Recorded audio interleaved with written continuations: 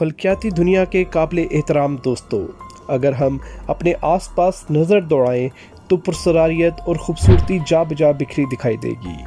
जहां हमारी कायनात पुरसरारियत का मंबा है, वहीं ये ज़मीन और हमारा वजूद भी किसी से कम नहीं।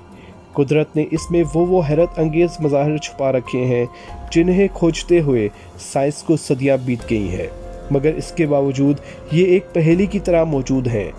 आज हम 7 ऐसी साइंसी सच्चाइयों का जिक्र करेंगे जिनको हज़म करना मुश्किल दिखाई देता है।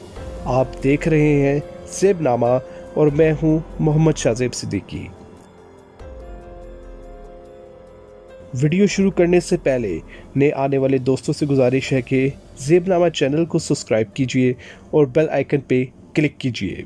शुक्रिया।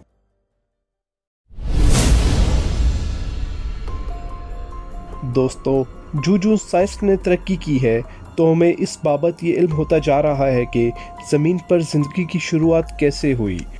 आज हयातियात के माहिरीन ये कहते दिखाई देते हैं कि शायद ज़िंदगी की शुरुआत समंदर की अथाह गहराइयों में मौजूद गर्म चिमनियों में हुई। ज़िंदगी की इस सादा शुरुआत में DNA नामी केमिकल ने अहम किरदार अदा किया। आज तमाम जानदारों में ये केमिकल मौजूद है। इसमें वरासती जीन्स मौजूद होते हैं जो नस्ल दर नस्ल मुंतकिल हो रहे हैं। अलगर्ज DNA बज़ाते खुद इंतहाई पेचीदा मालिक्यूल है। इसकी पेचीदगी का अंदाज़ा ऐसे लगाइए कि DNA इंसान के जिस्म में धागों की तरह लिपटा होता है। अगर आप अपने जिस्म में मौजूद DNA को धागे की तरह खोलकर सीधा करें तो इसकी लंबाई 55 अरब किलोमीटर बनती है।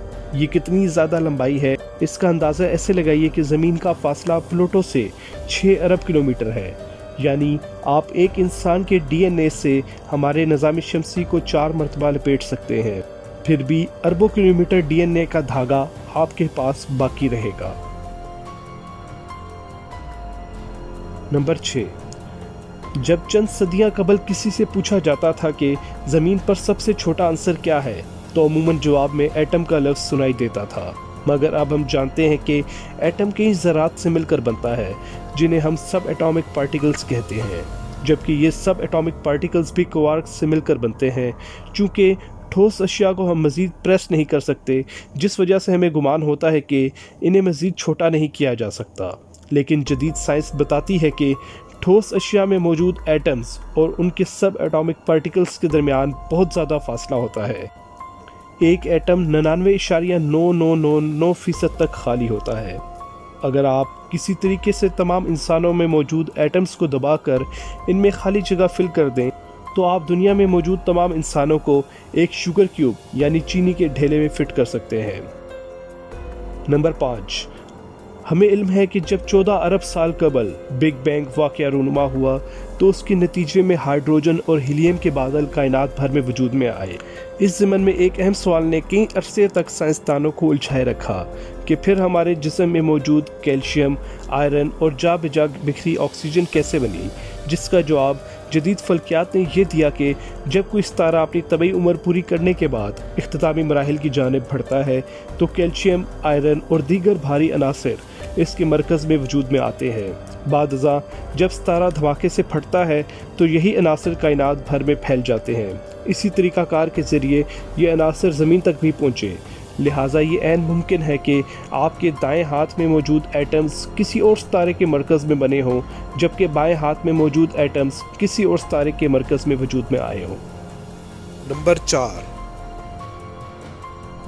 दोस्तों, हमारा कायनात के साथ गहरा रिश्ता है क्योंकि हमारी पैदाइश के लिए सितारों को मरना पड़ा। जहां हमारे जिस्म में मौजूद दीगर अनासर सितारों की यादगार के तौर पे बाकी हैं, वहीं एक अंसर ऐसा भी है जो बिग बैंग वाक़ये की यादगार है, और वो अंसर हाइड्रोजन एटम है जो हम सब के जिस्म में बिग बैंग की बाक़ियात के तौर पे मौजूद है, क्योंकि हाइड्रोजन एटम वो ज़रा था जो बिग बैंग के वक्त वजूद में आया। नंबर 3। 90 की दहाई में पैदा होने वाले नौजवान इस आवाज़ से तो ज़रूर वाकिफ़ होंगे। जब कभी पहले टीवी ख़राब होता था या रेडियो में स्टेशन सर्च किया जाता था तो ये अजीबोगरीब शोर सुनाई देता था। क्या आपने कभी गौर किया कि ये शोर कैसा है और क्यों सुनाई देता है? आइए आज हम आपको इसके बारे में बताते हैं। इस शोर को कॉस्मिक माइक्रोवेव बैकग्राउंड रेडिएशंस कहा जाता है। ये दरअसल वो रेडिएशंस हैं जो बिग बैंग के 3 लाख साल बाद फूटकर पूरी कायनात में फैल गई थी। लिहाजा अब कायनात में तन्हा ज़मीन से करोड़ों नूरी साल दूर किसी भी मुकाम पर मौजूद क्यों ना हो, अगर आप रेडियो ऑन करेंगे तो ये शोर तब भी आपको सुनाई देगा। इसी खातिर कुछ साइंसदान इन लहरों को बिग बैंग की गूंज भी कहते हैं। नंबर 2, जो हम कायनात के मुतल्लिक समझते जा रहे हैं, इसी तरह इसकी वसतें हमें डरा रही हैं। जैसे हर शय एक मखसूस रफ्तार से सफ़र करती है, बिल्कुल वैसे ही कायनात इतनी बड़ी है कि दीगर कहकशाओं की रोशनी को हम तक पहुंचने में लाखों करोड़ों साल लगते हैं। लिहाजा आप जब कायनात को देख रहे होते हैं तो दरअसल आप करोड़ों अरबों नूरी साल माजी में झांक रहे होते हैं। आज वो सारे कहकशाएं मौजूद भी हैं या नहीं, या कायनात की मौजूदा हालत कैसी है, हमें नहीं मालूम, क्योंकि ये माजी ही है जो रोशनी की किरणों पर सवार होकर हाल में हम तक पहुंच रहा है। नंबर 1, हमें इल्म है कि हज़रत इंसान ने 51 साल पहले चाँद को तकसीर करके तारीख़ इंसानी में मुनफरिद एजाज़ अपने नाम किया। अवामन नास में मशहूर है कि सिर्फ नील आर्मस्ट्रॉन्ग ही चाँद पर पहुँचे थे, मगर हकीकत यह है कि नील आर्मस्ट्रॉन्ग के अलावा 11 खलाबाज मुख्तलिफ मिशंस में अब तक चाँद पर जा चुके हैं। 5 दहाइयाँ कबल चाँद पर जाने वाले इन खलाबाज के कदमों के निशानात अगले करोड़ों साल तक चाँद पर मौजूद रहेंगे, क्योंकि चाँद पे हवा और पानी नहीं है जो इन निशानात को मिटा दे।